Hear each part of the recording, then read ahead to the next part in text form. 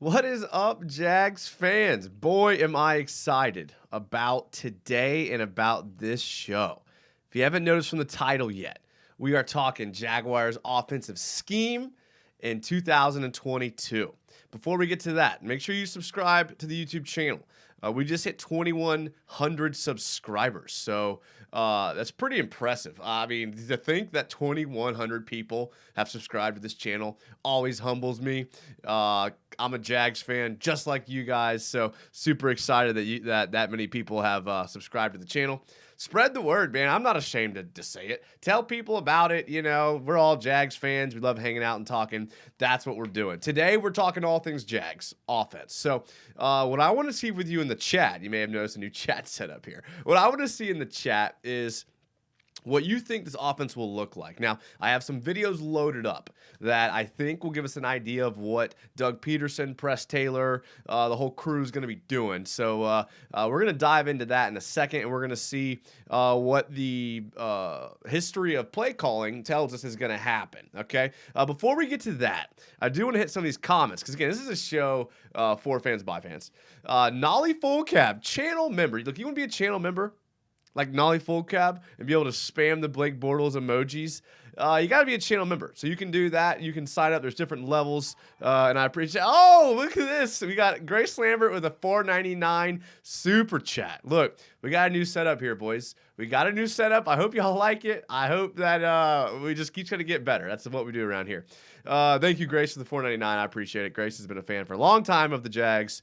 She was just telling me about the Prowl Pack, which I'd never heard of before, but apparently if you pay like $200 or like, I don't know what it is, but you can get like a ticket like the day before the game in the 400 section, and I don't know, it's a cheap deal if you don't mind just sitting in the nosebleeds, or if you don't mind standing in the bud zone or whatever else, but appreciate that. Thank you for the $5. A Sharpshooter says, let's go. Zach is Wax says, yo, yo, yo. Charlie Boy says, Overwatch, question mark? Look, Charlie Boy, I got a long story about my history of computer games, okay? I was playing CSGO in like 2001, okay? So Overwatch is just the flavor of the month. Charlie Boy is referring to, I have a Twitch channel, Jags_United. Every once in a while, I'll jump on there. I usually play with some buddies. If you watch my last live show, I was with my buddy Cole. He plays with me on there a lot. And make sure you watch other videos on the channel. I just put out the Chad Muma breakdown, and the Luke Fortner video is coming out tomorrow, and that's the last video of the breakdowns of the draft picks. We've done them all, so go back and look, and then you can make sure that that you can watch all the breakdowns of all the players that we drafted for sure. Robert Azard says, what's up? Nolly Full Cab says, I have absolutely no clue what our offense is going to look like. That's fair. Nolly, I think I can shed some light onto that. Sedin Sesko says, let's go Duval, baby. Let's go, Sedin. DJ M says, Jason San, good that you're here. Look, Robert Azard says, Trevor painting the field today. Grace Lambert says, the Prowl Pass is what it's called. Brandon Latouche says, United, you going to any games this year? Brandon, I'll be at all the games. So you hit me up. It's funny. Last year, last couple years, but last year especially, I ran into people who like recognized me. It's kind of weird, but I always have. If you recognize me at the game, we're gonna head to the nearest concession stand and we're gonna get a drink together. That's what I do. It's what I've always done. So hit me up at the games, and we're gonna go do something there for sure. Volk Fang says, hey yo, these are the best live streams. Let's effing go. All right, well, let's make them the best live streams, and let's watch a little bit of what we think Doug Pederson is going to do. Okay, so let's take a look here. All right, now you guys gotta let me know how this audio is. It could be too quiet, could be too loud, I don't know. This was a film session on Doug Pederson and how it looks here. Obviously in the office of the legendary Steve Sable here at NFL Films. Thank you guys, man. This is Doug Pederson. You know what? You can't help but soak up football. No, in it's this office, right? All right, let's skip this. This is great. Skip the pleasantries here. What you're asking. It's a great way. You can call it. Just go play. But really, it's give. Okay, throw. so What you're asking. Okay, so Doug's going to be talking about the RPO, okay, the RPO. And so the RPO is going to be a staple of this offense. That's what I think is going to happen. So this is Doug Pederson talking about the RPO. Your offense or your quarterback to do. You know, obviously, run pass option. We really don't want the quarterback to run. I mean, that is a third element of the whole thing. But really, it's give, throw. That's kind of what we want our quarterback to do. The mentality to the RPO. Crank it up. Sounds good. If you let these Sean Lees and Luke Kuechly's and some of these linebackers just go play, they'll make every play though. They will ruin wreck your game. Yeah. They will wreck your ball game. Yeah. And so for us, it's a great way. You can call it a high school offense. You can call it a college offense. Yeah. But Who it's cares? making great use of what the defense is giving us. It's take what the defense gives you mentality. That's what I was taught as a quarterback. Yeah. And this is all we're doing. We're taking. Okay, so I think this is going to give us some insight on what's going to be happening here. So, Doug, you heard him say it. He's going to take what the defense gives you. So I think this is going to lead to Trevor with a lot of like short throws, a lot of throws, slants, outs, runs up the middle. I got some plays pulled from the Eagles' Super Bowl run on third downs, 2-point conversions, deep shots, things like that we can kind of see what maybe Doug Pederson will do. But this is just kind of him explaining like kind of his philosophy. I mean, look, when you're a coach, your philosophy doesn't change, right? It doesn't go from like, this is what, like he even talked about it. He said like, this is what I did. This is what I was taught as a quarterback. And this is what I learned. So the coach's philosophies aren't going to be changing. So I think that you're going to see that, spill over into this offense here. I mean, Press Taylor is a disciple of Doug Pederson. Doug Peterson is a disciple of Andy Reid. You're going to see this stuff keep happening. Let's keep going and seeing how this goes. Taking advantage of what the defense is presenting at that particular time. Pass to Jeffrey in for the touchdown. This is kind of the nuts and bolts of what an RPO really is. This is like the staple way, the bubble slant. Yep. Right? We run a slant here. We run a bubble slant up top. Okay, so I think this is pretty interesting here because if you can't see, this is the bubble slant, okay? So this is like a pretty good staple of the RPO here. You're going to see what kind of happens here. But, like, who's going to be doing what in our offense here? Because, I mean, I get the feeling that you're going to have, a lot of people that can do this bubble here. Now when we look at what the Eagles did, one thing that stood out to me in their run, it was that in their run game, in their running back game, is they used a lot of 2 running back systems. Like people forget the year they won the Super Bowl, they had Jay Ajayi and they had Corey Clement, and they used Corey Clement a lot. Corey Clement had really, really good games against Minnesota in the conference championship game and against the Patriots in the Super Bowl because like they used him like I think they're going to use Travis Etienne. So I think when we see this, we're going to see because a lot of people, when I put this on Twitter, said that they thought that Etienne was going to be like this guy right here. When I don't necessarily think so. I think that's going to be more of your Christian Kirk type guy, maybe LaVisca. But, I mean, this slant route, I feel like it's going to be more of a LaVisca. This is going to be Marvin Jones. I think this is going to be Christian Kirk. Now, can they change it up? Of course. Of course. I'm going to have Evan Ingram out here. All of these things can happen. But it's going to be interesting to see, what they do with this type of formation. Because, again, this is like a staple. Again, they're saying taking what the defense gives them. You're going to see here, I think they run the ball here. I mean, we'll play it through. But interesting to see what kind of happens. Volkfang says, I think it'll be interesting to see how they get all the good depth on the field. Guys like Visca, Muma, you're right. I mean, it's looking like we are having depth. I think the answer to that, Volkfang, would be injuries are going to happen. And so, look, I mean, we saw injuries, heavy injuries at linebacker, at defensive back, at running back, offensive line. So I think you have to be deep in those spots for sure. Moon Illusion says, what's up, Moon? How's it going, bud? He says, Snoop is underrated. Snoop Connor. He'll come in clutch if we are ever in need of a punch it in the goal line, especially. So I kind of decided not to do a Snoop Connor video, and I guess I could go back and do one.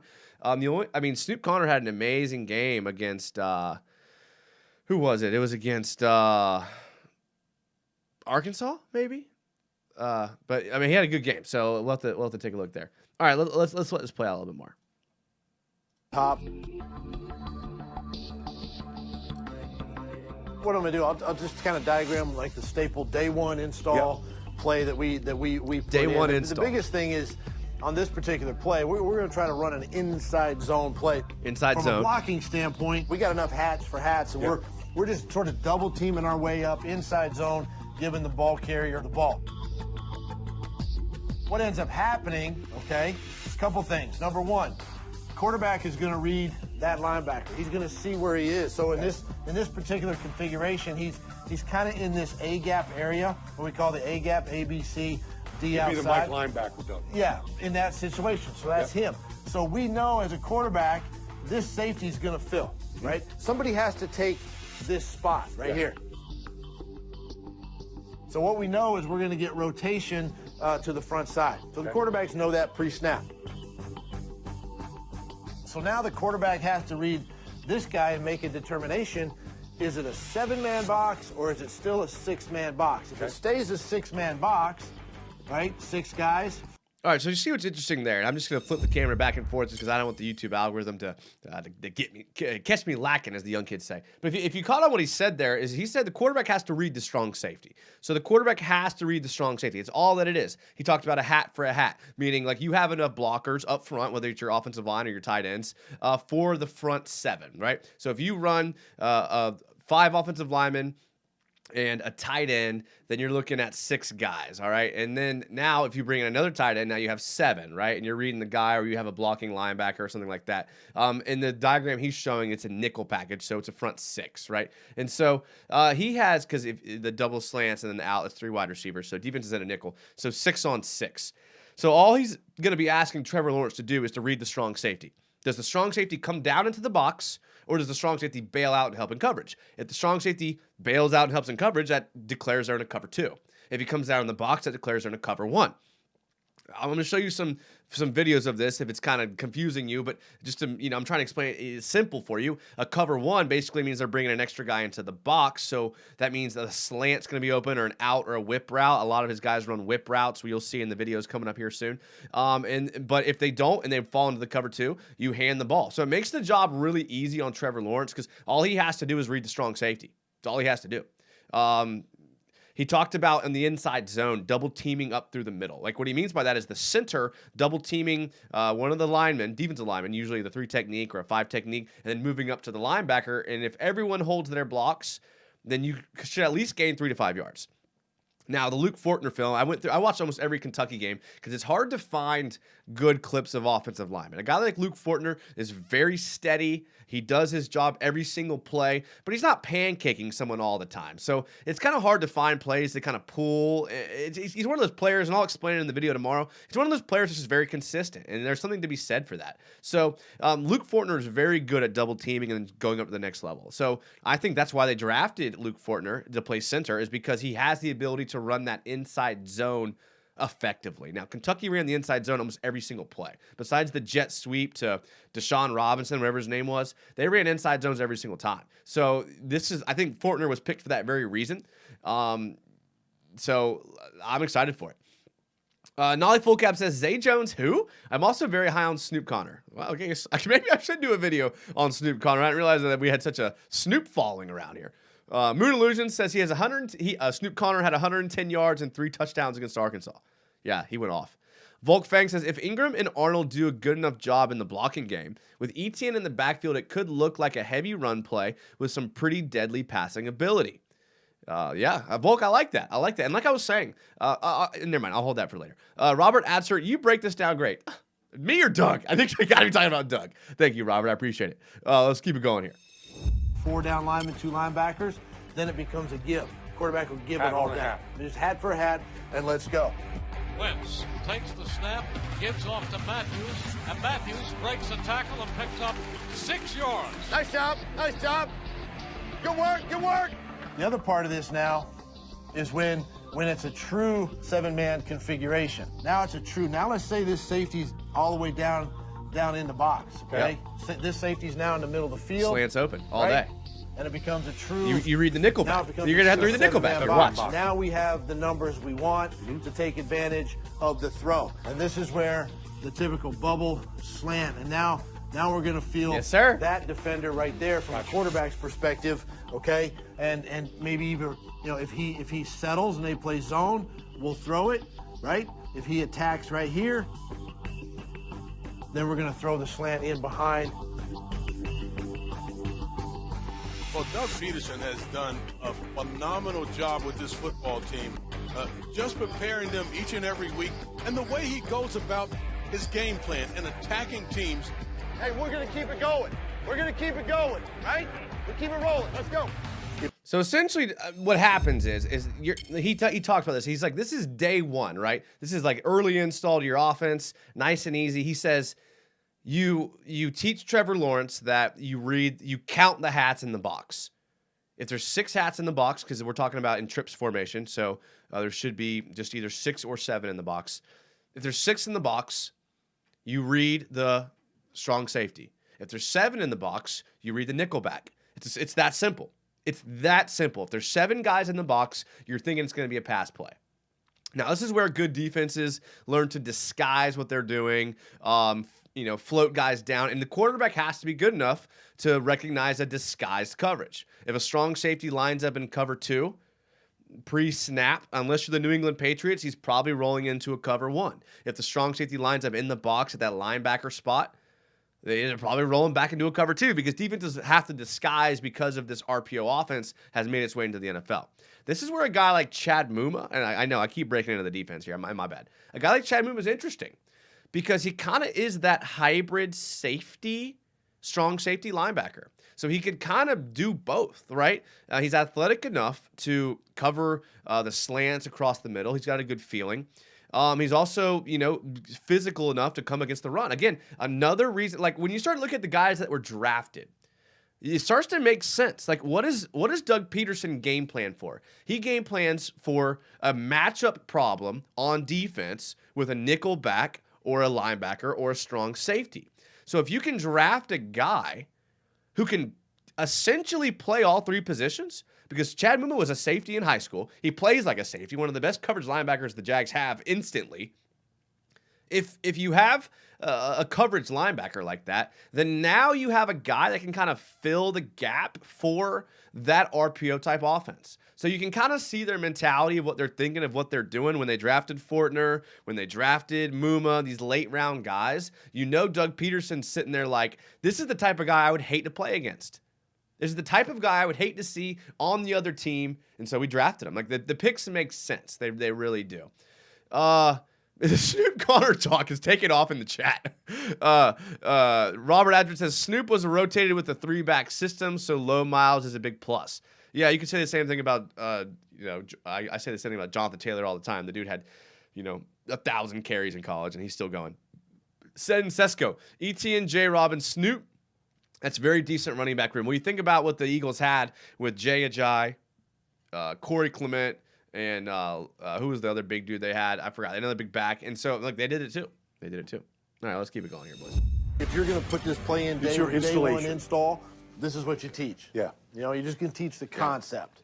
We're not going to get all advanced on day one. Yeah. You're not going to throw trigonometry when you haven't even done, basic math. So this is the day one RPO install. One thing I thought was interesting about you, Doug, when you guys did throw it off this, is you threw some out cuts. Most teams are throwing an in cut. Correct. Off their RPOs, but you sort of changed that up a little bit. Correct. We changed it up a little bit, and this is one that we took advantage of. Again, we run this play or this formation a lot. Yep. So 3-by-1.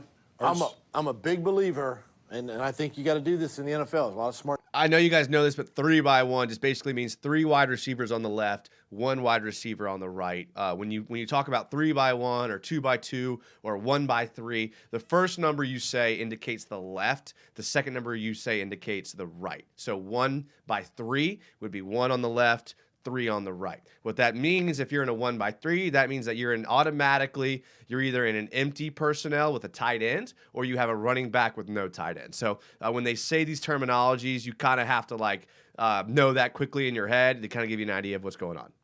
Our defensive coaches. Some of these unique formations, like this is a unique formation, especially when Zach Ertz is on the backside singled up. You better have a run. You better have a throw. You might have a screen. Something off of the same look. Right. So you're not always presenting the same play to the defense. So in this case, this was obviously an evolution of the RPO, a little bit of a box count. So again, you can see you got 5 down linemen. We're running an inside zone scheme. How are you going to get to that stack backer right there? Yeah, you can't. Tough. You know what I'm saying? Yeah. It's hard. You're going to ask a big Brandon Brooks to get through there. It's tough. Yeah. It's tough. So this is where now the RPO comes in, and it's the quarterback's discretion on this one. We know 59 is going to be free, right? And then it's the QB's discretion on where to go whether it's a give to Sproles or a throw. And he knows he's basically got a quick out down below from Ertz. Yeah, 21 is soft. So that was big. Quarterback's discretion. So, I mean, like, Doug Peterson's putting a lot of faith in his quarterback to read that outside linebacker because, like he said, he's going to be free. He's going to be releasing free. So what's going to happen? So that's big because now this offense, what this means is this offense is coming down to Trevor Lawrence. This offense is coming down to his ability to count hats on the defense, know the play that he's doing, and running the play. If you saw what he said they have 4 or 5 plays lined up within the same formation. So this 3-by-1 trips out to the left, one to the outside. Then you have to have 4 or 5 plays mixed in here, which makes sense. Let me get to some of these comments, and then we'll get back to the video. I Feel Ya Pain Productions.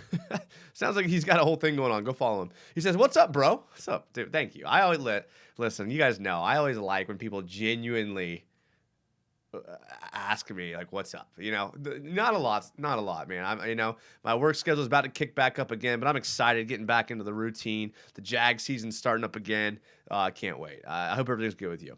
He says, "I was listening to Pete Prisco earlier, and he said that ETN could line up out wide. How do you feel about him? Visca, Kirk, Ingram, Arnold, and J-Rob all on the field at the same time."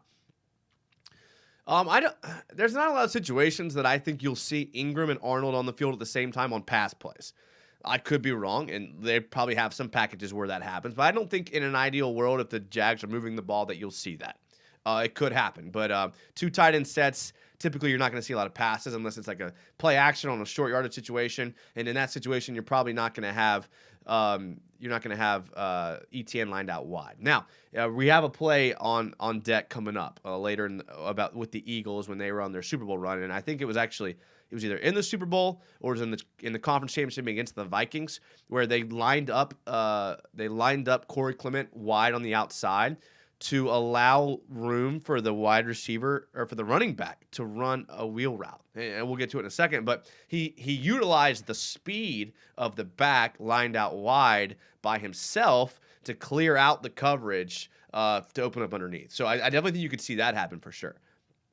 DJM, how confident are you in our wide receiver group? Since we do not have a true number 1, are they capable of game-winning plays? That's a good question because you look at who the Eagles used when they were on their Super Bowl run. They had guys like Alshon Jeffrey, which I don't necessarily think we have a guy that's like that.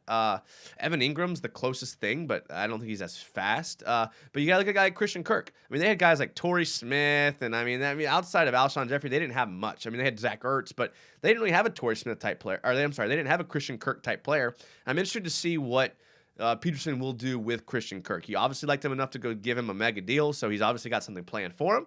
And I think you'll see him a lot on the bubble. You'll see him a lot on the screens and things like that. Not insanely confident, but not like insanely not confident. Does that make sense at all? Okay, Ben Haney. Trevor looks more focused and mechanically sound this training camp so far. Also looks like he put on some muscle. Yeah, he does. I mean, you see that happen all the time. Oh, Jesus is King with the $10 super chat. Jesus is King. Thank you so much, man. Thank you. I appreciate that. He says, just supporting the channel. Jags football is back. Dude, thank you, Jesus is King. Jesus is King is one of those reliable super chat donors that helps kind of keep the channel going. So thank you, man. I appreciate that. I appreciate your commitment to the channel. I see you in some other Jags channels as well, UCF Jaguars, things like that. So it's good seeing you again. And I'm also excited. So thank you again. I appreciate it. But back to your question, DJM, I'm kind of confident. I like Christian Kirk. But outside of that, I'm a little nervous. But I do love Christian Kirk. I like Christian Kirk a lot. Like, a lot of people like to hate on Christian Kirk and say that it was overpay. I like him. Look, I like him. I think he'll do way better in this offense. I think that he's a prototypical type wide receiver, the way he runs routes, the way he runs himself open, the way he breaks out of his cuts, and the way he can catch the ball. I think he will do much, much better in this offense than he did in Arizona, which I know is crazy. I know. Ben Haney. Yeah, you're right. He does. That's what I was saying. Ben Haney. Yeah. Listen, quarterbacks, look at any quarterback, anyone. Pick any quarterback ever. Peyton Manning, Tom Brady, Andrew Luck. Pick any quarterback of all time, Ben Roethlisberger, and look at them year one, and then look at them in their prime. They look nothing alike. They look absolutely nothing alike, and that's for a reason. You develop in the NFL. You're professional strength coaches, professional nutritionists. things like that. Volk Fang, I like the idea that you could come out with ETN, Kirk, Marvin, Visca, Arnold, and Ingram and be anywhere between 12 personnel or completely empty. Volk Fang, that is one of the best comments I've ever read. That's how I feel That's how I feel as well, and I think you're right. Us and them. So apparently Josh Allen hates Dasani Water. Okay, so today's the offense show. Later in the week, what's today? Tuesday? Maybe I'll do a weekend show. Saturday, I'm gonna do a defense show on Saturday. I have my own words on Dasani Water, but we'll get there in a second. Okay, Grace Lambert, I see you. And off, Yeah, he right, knows he's he's off. just going to be. It's going to be a quick out. Yeah. Listen, and he's got to be committed to it. 120! 120! Can't beat me. I'm going to give it. No, I'm going to throw it. No, wait, I got to get. Yeah.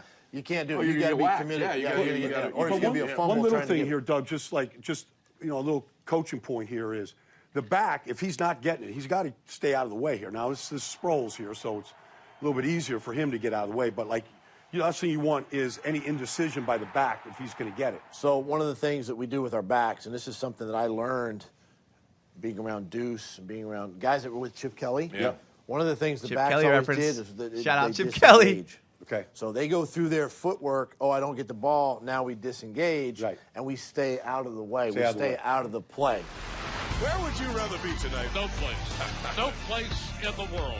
After a 13-year wait to have an NFC Championship game Foles. here, there is nothing like it. Gives you chills. That's why we coach and play, right? Right. For a game like this. They That's why beat we the do it. crap out of Minnesota in this game. Takes the snap. He fires out to the near side, complete for the first down as he has Ertz. I want to see him talk.